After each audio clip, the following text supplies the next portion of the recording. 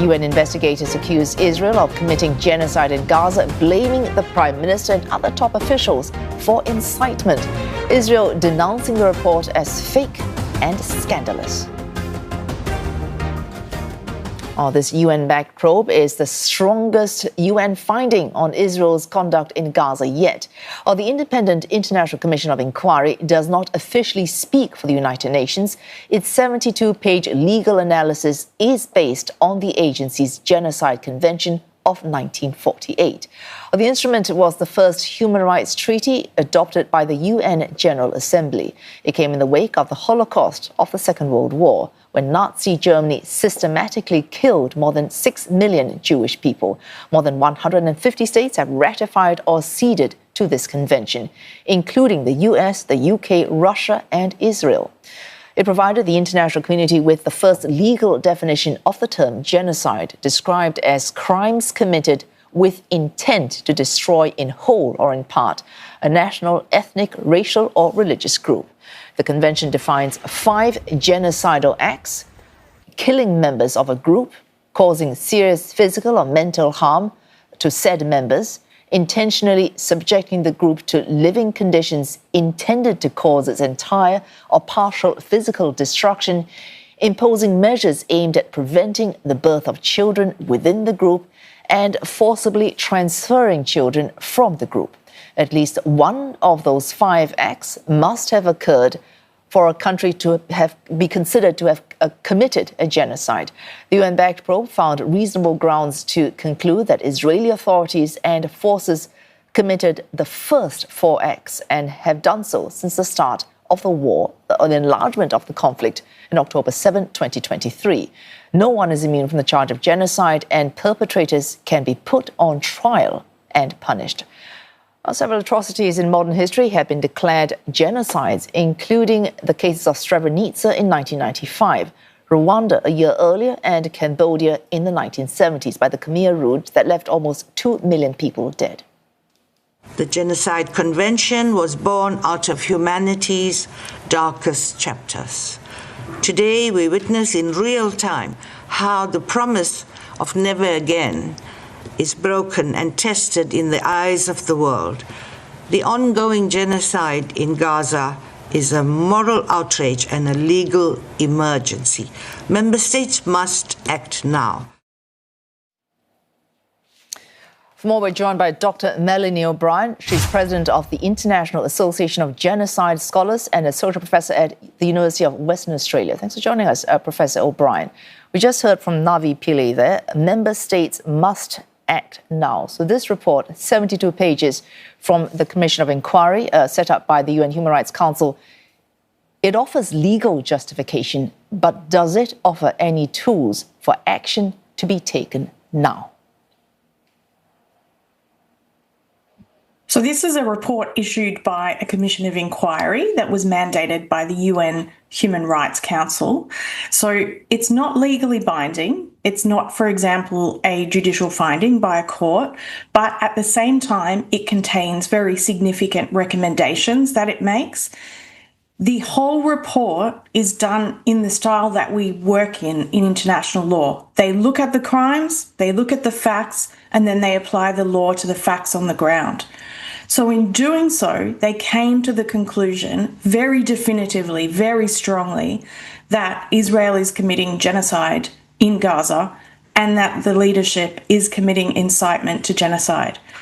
And from that, they make a number of very strong recommendations. And so those recommendations cut across recommendations for Israel, of course, as we can imagine, to stop committing genocide, for a ceasefire in Gaza, and to comply with the orders of the International Court of Justice, for example. But the Commission also makes recommendations to other states. So it talks about member states of the UN, and it recommends that they also take action to prevent the commission of genocide in Gaza, to stop transferring any kind of arms or any other equipment that could be used in the military operations involved in the violence in Gaza. Okay, Professor and then O'Brien, finally, the Commission also submits... Oh, sorry, please continue. A final point. I shouldn't have cut in.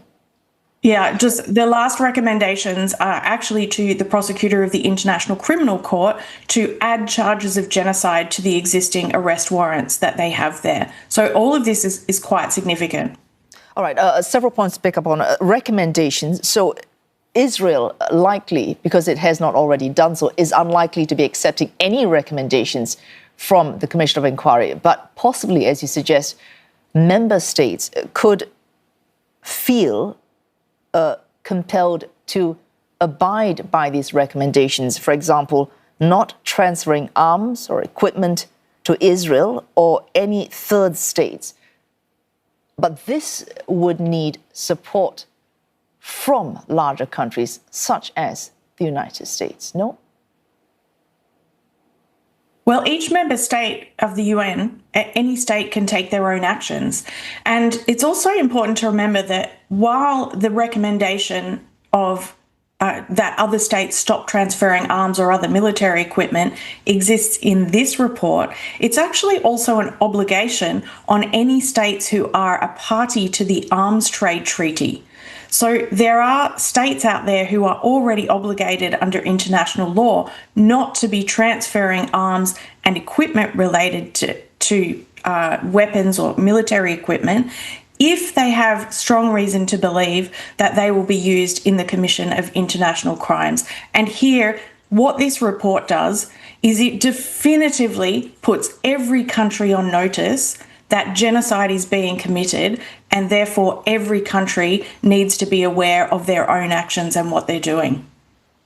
So this would mean an increase of diplomatic pressure on other countries to get in line on any concerted action on the Israeli offensive in Gaza. Yes, I think we're at a point now where there are so many reports and expert opinions that what is happening in Gaza is genocide, that states have certainly been, they have been warned. Essentially, they were told there was a serious risk in January 2024 when the International Court of Justice said that. But by this point, we now have this report, as you said, 72 pages that goes through in quite detail all of the crimes being committed. And therefore, this is going to put significant pressure on other states to take action. So, for example, to implement sanctions within their own domestic legal system against Israeli authorities and Israeli companies that are involved in the violence on the ground in Gaza. Care taken as well in this report to establish genuine concrete intent and taking the trouble as well to single out three leaders or three senior figures, so the Prime Minister, the former Defense Minister, as well as the President of Israel. That's significant as well. Absolutely. It's always significant when crimes are attached to leadership, particularly a head of state. And here, including Benjamin Netanyahu and the former Defense Minister Yoav Gallant, who actually already have arrest warrants out against them from the International Criminal Court for war crimes. So it's quite significant here. What the Commission does is, first of all, it walks through the intent, which is the hardest part of genocide to prove. And to do that, it looks at statements that have been made by Israeli civilian and military leadership as evidence of intent. And then it also walks through the pattern of conduct that we're seeing on the ground. So all of the crimes being committed. And that is used by the Commission to determine that there is genocidal intent. But what it also says is that these statements being made by the President, the Prime Minister and the former Defence Minister amount to incitement to genocide as well. So that is an additional crime in addition to the commission of genocide. So the walkthrough has a lot of evidence and it is quite a definitive finding in this report. A final question, Professor O'Brien. However definitive the finding, this serves its purpose only if member states get in line on what they agree as the international rules based. Also, you mentioned the ICC. They have had arrest warrants out both for the Russian president as well as for Benjamin Netanyahu, I think since at least 2024.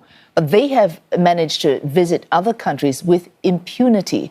So if we do not see everyone agreeing on a regular system, how we should all behave, no amount of legal justification is going to serve its purpose. Final question.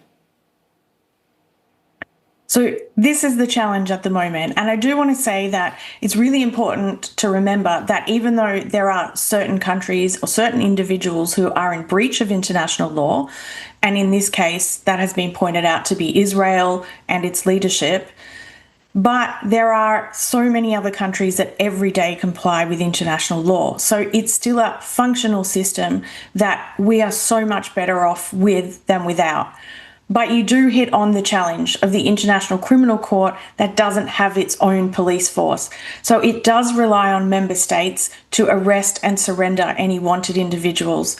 But what I want to say is, at the moment, we feel like perhaps there's no hope because Netanyahu or even Putin are unlikely to be arrested. But I think there is always hope. And as an example, Rodrigo Duterte, who was the head of state of the Philippines and was the subject of an arrest warrant for the International Criminal Court, there was a change in leadership, a change in government in the Philippines, and Duterte was arrested and has since been transferred to The Hague and is currently awaiting prosecution there. So ultimately, we don't know what will happen in the future, and we can't say that there will never be a change in government, a change of regime that would lead to accountability. And we have to make sure, with reports like this continuing, that there are people out there who stand up for that rule of law and demand accountability for international crimes. Well, thanks. It's Dr Melanie O'Brien, the president of the International Association of Genocide Scholars, also associate professor at the University of Western Australia. Thanks for joining us this evening.